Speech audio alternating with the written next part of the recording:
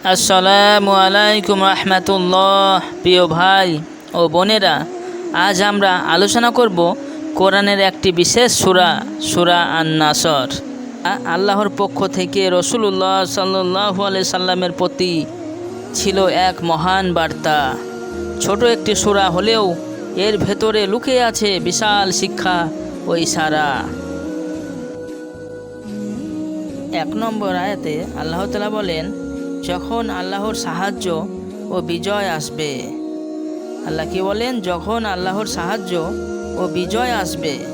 রাসূল সাল্লাল্লাহু আলাইহি সাল্লামকে আল্লাহ বলছেন, যখন আল্লাহর সাহায্য এবং বিজয় আসবে আপনি সবুর করুন, বিজয় একদিন হবেই। এটা মক্কা বিজয়ের কথা বলা হয়েছে। যখন মক্কা বিজয় হবে, আল্লাহর সাহায্য আসবে এবং মক্কা বিজয় হবে। 2 নম্বর আয়াতে আল্লাহ তাআলা বলেন, আর তুমি লোকদেরকে দলে দলে আল্লাহর দিনে দাখিল হতে দেখবে। আল্লাহ তাআলা 1 নম্বর আয়াতে বলেন, যখন আল্লাহর সাহায্য ও বিজয় আসবে আর তুমি লোকদেরকে দলে দলে আল্লাহর দিনে দাখিল হতে দেখবে। তাফসীরের মধ্যে আল্লাহ তাআলা বলেন, আল্লাহর সাহায্যর অর্থ হলো ইসলাম এবং মুমিনদের কুফর ও কাফেরদের ওপর বিজয় দান। আর বিজয়ের অর্থ হলো মক্কা বিজয়। মক্কা মহানবী সাল্লাল্লাহু আলাইহি সাল্লামের জন্মভূমি এবং বাসস্থান ছিল, কিন্তু সেখান হতে তাকে এবং তার সাহাবাগণ রাদিয়াল্লাহু আনহুকে কাফেরেরা হিজরত করতে বাধ্য করেছিল। সুতরাং যখন 8 হিজরিতে এই মক্কা নগরী বিজয় হলো, তখন লোকেরা দলে দলে ইসলামে প্রবেশ করতে লাগলো, অথচ এর পূর্বে 1-2 জন করে মুসলমান হতো।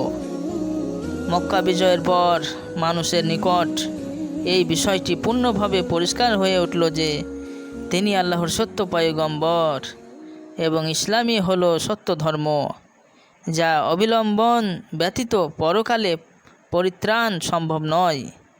আল্লাহ তাআলা বললেন, যখন এমন হবে তখন তুমি দেখবে। সুবহানাল্লাহ। আর 3 নম্বর আয়াতে আল্লাহ তাআলা বলেন, তখন তুমি তোমার রবের প্রশংসা ও তাসবিহ পাঠ করো। তখন তুমি তোমার রবের প্রশংসা ও তাসবিহ পাঠ করো এবং তার কাছে ক্ষমা চাও, নিশ্চয় তিনি তওবা কবুলকারী। এই আয়াত যখন রাসূলুল্লাহ সাল্লাল্লাহু আলাইহি সাল্লাম সাহাবাদের সামনে পেশ করলেন, তখন অনেক সাহাবাই বুঝে গেল যে রাসূল সাল্লাল্লাহু আলাইহি সাল্লামের যে মিশন, তিনি যে দুনিয়াতে এসেছিল যে মিশনের জন্য, যে দাওয়াতের জন্য, সেটা সম্পূর্ণ হয়ে গেছে। এবার মনে হয় আমাদের রাসূলুল্লাহ সাল্লাল্লাহু আলাইহি সাল্লাম বিদায় নেবেন। অর্থাৎ বুঝে নাও যে রিসালাতের তাবলীগ ও হক প্রতিষ্ঠার দায়িত্ব যা তোমার ওপর ছিল তা পূর্ণ হয়ে গেছে। এবার দুনিয়া থেকে তোমার বিদায় নেওয়ার পালা এসে গেছে। এই জন্য তুমি আল্লাহর তাসবিহ, প্রশংসা এবং ক্ষমা প্রার্থনায় অধিকাধিক মনোযোগী হও। এই থেকে আমরা জানতে পারি যে জীবনের শেষ দিনগুলিতে উক্ত কর্মাবলী করতে অধিক যত্নবান হওয়া উচিত।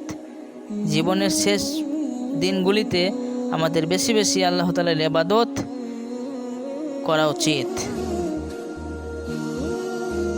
প্রিয় দর্শক, এই সূরা থেকে আমরা জানতে পারি ধৈর্য ধারণ করতে হবে, তবেই আল্লাহর সাহায্য আমাদের ওপর নাজিল হবে। এই সূরা নাসর এমন একটি সূরা, এই সূরা নাজিল হওয়ার পরে অনেক সাহাবা মনে ভেবে নিয়েছিলেন যে রাসূলুল্লাহ সাল্লাল্লাহু আলাইহি সাল্লামের যে তাবলীগ, যে দাওয়াত, সেটা পূর্ণ হয়ে গেছে। সুবহানাল্লাহ, সুবহানাল্লাহ। আপনাদের সকলের কাছে আমার একটাই অনুরোধ, এই কোরআনকে শেয়ার করুন নেকির আশায় এবং সাবস্ক্রাইব করুন। আসসালামু আলাইকুম রহমতুল্লাহ।